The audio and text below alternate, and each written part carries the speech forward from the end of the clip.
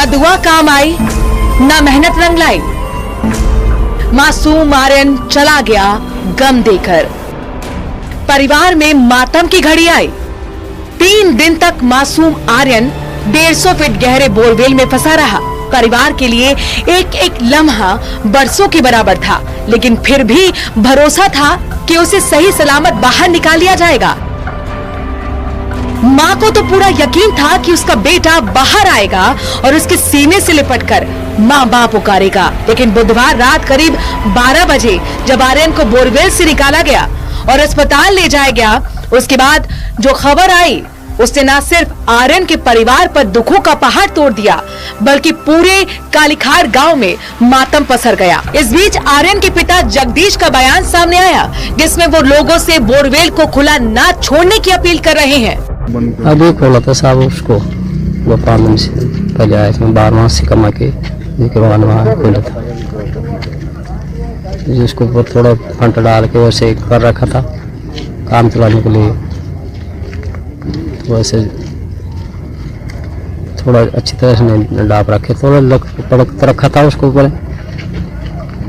समय कोई भी जान में के काम नहीं करना चाहिए, जल्दी से काम करना चाहिए। दरअसल 150 फीट गहरे जिस बोरवेल में आर्यन गिरा वो उसके परिवार ने खुदवाया था, और इसी बोरवेल में सोमवार दोपहर करीब 3 बजे आर्यन खेलते खेलते अपनी मां की नजरों के सामने ही गिर गया था। तब से लेकर बुधवार रात तक उसे अलग अलग तरीके से निकालने की कोशिश की गई, लेकिन उसे बचाया नहीं जा सका।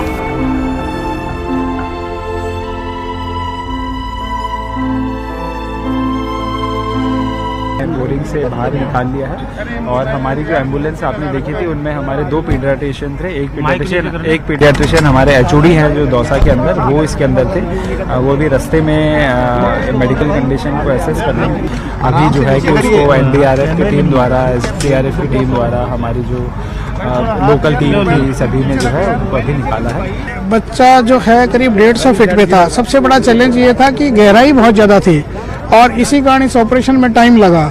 अदरवाइज पहले जो दूसरे ऑपरेशंस भी हमने करे हैं जो 35-40 फुट के, वो करीब 17-18 घंटे में कवर हो गए। लेकिन चूंकि इस बार जो है गहराई काफ़ी ज़्यादा थी, और उसके कारण से ये सारा जो है टाइम लगा, और बहुत सारे हमने प्रयास किए, वो कई प्रयास हमारे विफल भी रहे। हमारी NDRF की टीम जो है प्रशासन के साथ तालमेल बना करके लगातार जो है उसको लॉक करने का प्रयास कर रही थी, और उसके लिए पहले साथ में ही साइमल्टेनियसली जो है बगल में पहले डिगिंग की गई, बाद में पाइलिंग मशीन मंगाई गई, और उससे भी जो है उसके खुदाई की कार्रवाई लगातार जारी रही। आखिरकार हमने हिम्मत नहीं हारी और उसको लॉक करने की कोशिश करते रहे, और अनेक विपरीत परिस्थितियां होने के बावजूद भी जो है उसको लॉक कर पाए। आर्यन अब हमारे बीच नहीं है, लेकिन ये कोई पहली घटना नहीं है। अगर दौसा की ही बात करें तो पिछले 5 महीने में बोरवेल से जुड़े 4 हादसे हो गए हैं, जिसमें ताजा मामला आर्यन का ही है। यानी 9 दिसंबर 2024 कालीखाड़ गांव में 5 साल का आर्यन 150 फीट गहरे बोरवेल में गिरा, जिसकी मौत हो गई। 25 अक्टूबर 2024 को मंडावरी गांव में 150 फीट गहरे बोरवेल में गिरा किसान हेमराज गुर्जर, जिसकी मौत हो गई। 18 सितंबर 2024 को घपुरिया गांव में 2 साल की नीरू 600 फीट गहरे बोरवेल में गिरी, बचा लिया गया। 8 अगस्त 2024 राडौल गांव में 45 साल का किसान रामनिवास बोरवेल में गिरा, उसकी भी मौत हो गई।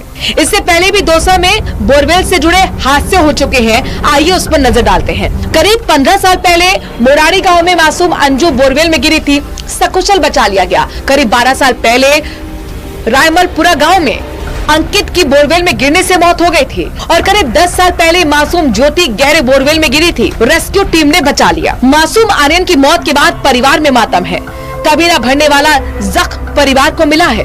लेकिन इन सब हालातों के बीच प्रशासन के रेस्क्यू ऑपरेशन पर सवाल खड़े हो रहे हैं। सवाल ये है कि आखिर कब थमेंगे बोरवेल हादसे। सवाल ये है कि रेस्क्यू ऑपरेशन में इतनी देर क्यों लगी। हादसे के दिन ही पाइलिंग मशीन क्यों नहीं लगाई गई।